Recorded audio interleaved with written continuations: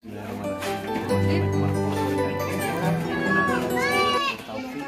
adalah dokter yang bertugas di Puskesmas hari ini. Sebelumnya dengan ibu siapa? Cucu. Ibu Cucu. Usianya berapa tahun, Bu? Dapat 3. Dapat 3. Ibu ini namanya anak kelima. Oh, kelima. Sebelumnya lahir normal semuanya. Normal. Pernah disiksa? Enggak pernah ya. Ini usia kehamilannya udah berapa minggu? 9 bulan. 9 bulan. 40 minggu atau 34 minggu. Ya. Anak pertama itu usia berapa? 26. Ibu tahu nggak selama kehamilan itu harus kesehatannya harus baik kan, supaya nggak cuma ibu aja yang sehat tapi bayinya juga sehat. Nah, kalau misalkan pas hamil berarti ibu membagi 2 nutrisinya, nutrisi buat ibu sama nutrisi buat anak. Nah, selama kehamilan kita ada 3 trimester.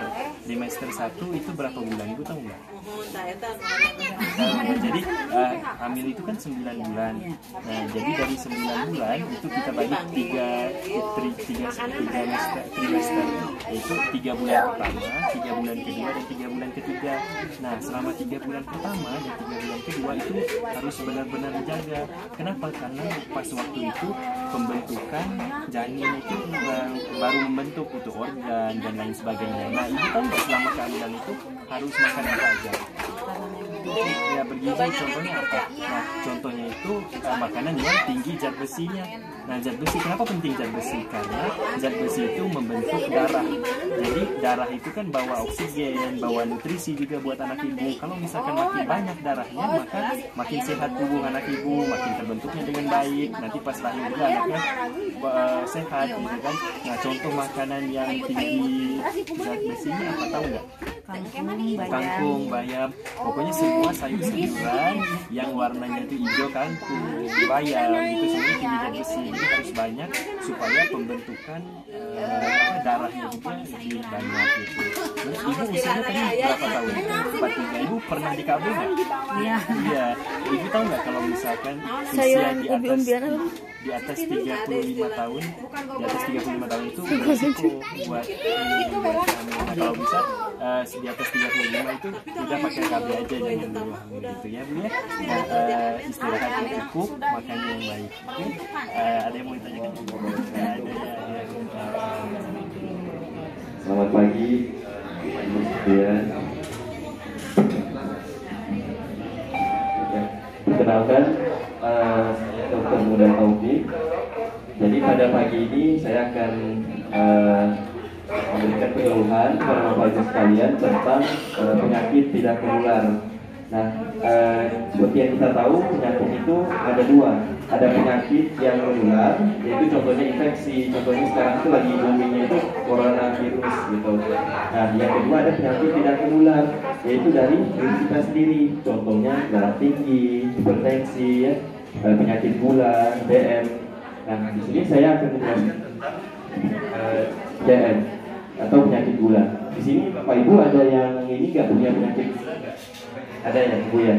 Nah, sebenarnya kenapa sih bisa terjadi penyakit gula? Nah, di dalam tubuh kita itu ada organ, yang organnya itu kalau misalkan kita makan makanan yang mengandung yang gula, nah itu sel-sel tubuh itu butuh gula tersebut. Nah, untuk membutuhkan sel itu ada satu organ yang menjadi kunci, yaitu insulin, namanya kunci untuk masuk gulanya ke sel supaya kita bisa berfungsi dengan baik tubuh kita. Nah, pada orang-orang yang punya penyakit gula, itu kuncinya itu rusak. Jadi kita makan gula tapi nggak masuk ke tubuh, jadinya ke tempat yang lain. Nah, itu.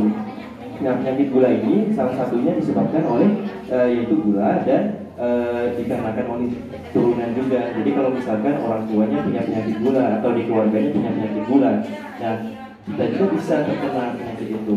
Nah, penyakit ini nggak bisa disembuhkan, tapi bisa dikontrol. Kenapa harus dikontrol? Karena kalau misalkan penyakit gula ini sudah lama dan tidak terkontrol, nah maka ada beberapa hal yang bisa menyebabkan rusak. Misalkan contohnya pada mata, penyakit gula yang tidak terkontrol itu menyebabkan penglihatan kita itu jadi buram, jadi kabur gitu.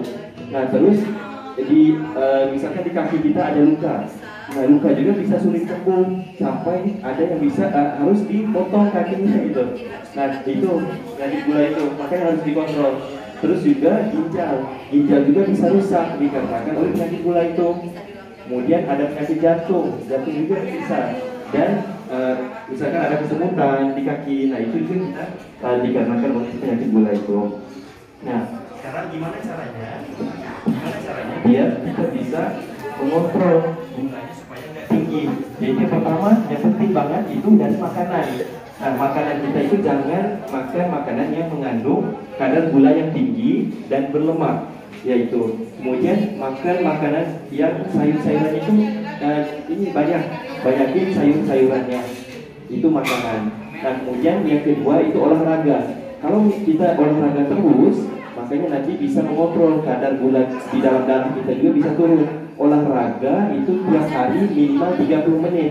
Tapi kalau misalkan kita kerja, kita sibuk, nah kita nggak bisa olahraga 30 menit, minimal 3 hari seminggu, 3 kali olahraganya. Tapi sekali olahraganya itu 60 menit atau 1 jam. Nah, olahraganya itu nggak usah olahraga yang berat, cukup jalan kaki. Kalau misalkan ada yang senang renang, terus ada yang senang sepedahan gitu, cukup 3 kali seminggu, sekalinya itu 60 menit aja. Nah, kemudian hal yang lain juga kita harus sering rutin misalkan ke klinik atau ke puskesmas untuk mengecek kadar gula darah kita. Nah, dari situ baru kita tahu, oh ternyata dalam darah kita itu gulanya udah tinggi atau gulanya udah normal nih. Nah, itu yang harus kita cek.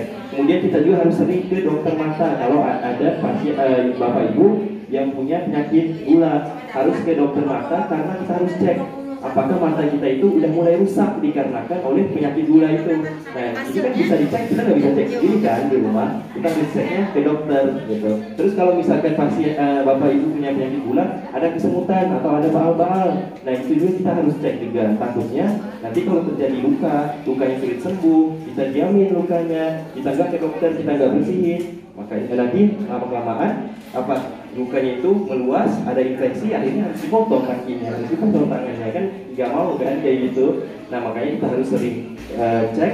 Kalau kita wudu juga, bisa kita wudu ya, itu kita kakinya dibasuh, kita cek juga apakah ada luka di sela-sela jari kita, supaya kalau misalnya kita ada luka langsung kita bersihin, langsung kita ke dokter, supaya nggak sampai harus dipotong kakinya gitu.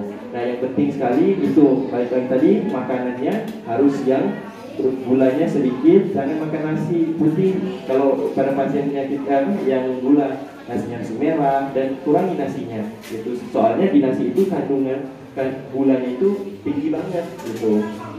Nah, gitu aja supaya nanti dan kalau misalkan ada diberikan obat oleh dokter atau diberikan insulin, contohnya ibu pernah mendapatkan insulin ya? Nah, atau obat gula itu harus rutin dimakan, dan harus rutin kontrol ke dokter. Nah, gitu. Nah, ini